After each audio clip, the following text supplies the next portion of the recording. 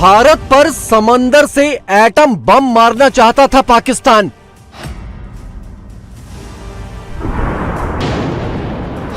चीन से पनडुब्बी वाला एटम बम मांग रहा था मुनीर।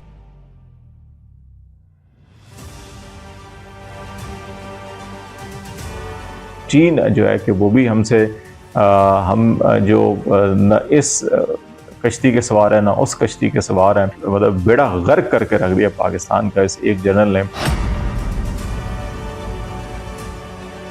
चीन पाकिस्तान की समंदर से गहरी दोस्ती समंदर में ही डूब गई।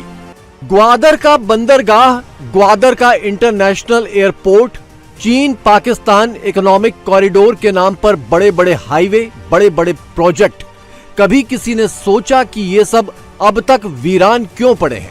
अरबों डॉलर खर्च करके चीन ने पाकिस्तान को चमका देने का जो ख्वाब दिखाया था, वो ख्वाब अधूरा ही क्यों रह गया? न चीन कभी बताएगा, न पाकिस्तान।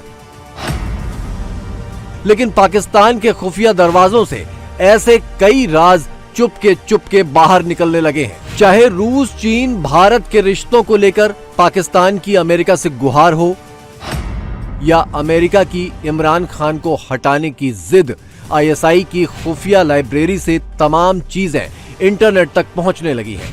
पता नहीं कैसे, लेकिन जो निकल रहा है वो बेहद दिलचस्प है। भारत के पास जमीन, आसमान और समुद्र तीनों जगहों से न्यूक्लियर स्ट्राइक की क्षमता है।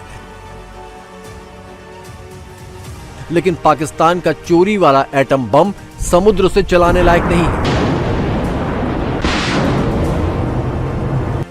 भारत से हथियारों की होड़ के जुनून में पाकिस्तान समंदर से न्यूक्लियर हमले की क्षमता भी हासिल करना चाहता है। 20 सालों तक कोशिश के बाद भी जब कुछ हाथ नहीं लगा तो पाकिस्तान ने चीन के सामने एक डील रख दी। 2024 में पाकिस्तान ने चीन को ऑफर दिया कि वो पूरा ग्वादर चीन के हवाले कर देगा। ग्वादर पर चीन को स्थायी सैन्य बेस बनाने देगा। बदले में शर्त यह थी कि चीन पाकिस्तान को समंदर से न्यूक्लियर हमले की क्षमता देगा। अब सवाल यह उठता है कि पाकिस्तान ने चीन को ग्वादर पोर्ट पर सैन्य अड्डा बनाने के नाम पर एटम बम लेने का दांव क्यों खेला? ग्वादर पोर्ट बलोचिस्तान में है और यहां बलोचों की हुकूमत चलती है। बलोच बागी सीपेक प्रोजेक्ट को चुन चुन कर निशाना बनाते रहे हैं। बलोचों के हमले में अभी तक 21 चीनी इंजीनियर और कर्मचारी मारे जा चुके हैं। अरबों डॉलर लगाने के बावजूद चीन ग्वादर पोर्ट का इस्तेमाल नहीं कर पा रहा। पाकिस्तान आर्मी बलोचों के आगे बेबस हो चुकी है। इसके लिए चीन चाहता था कि पाकिस्तान ग्वादर में उसे अपनी फौज रखने और स्थायी सैन्य अड्डा बनाने की इजाजत दे, लेकिन पाकिस्तान अभी तक इससे इनकार कर रहा था। मुनीर का सौदा चीन के लिए फायदेमंद तो था, लेकिन बहुत महंगा था। दक्षिण एशिया में एटम बम की होड़ बढ़ाने के लिए वो सीधा पूरी दुनिया के घेरे में आ जाता। भारत से रिश्ते सुधरने की संभावना खत्म हो जाती, रूस की दखल की भी पूरी संभावना थी और अमेरिका से तल्खियां और ज्यादा बढ़ जाती। सारे हिसाब किताब लगाकर चीन ने समंदर वाला एटम बम देने से इनकार कर दिया और मुनीर का ऑफर ठुकरा दिया।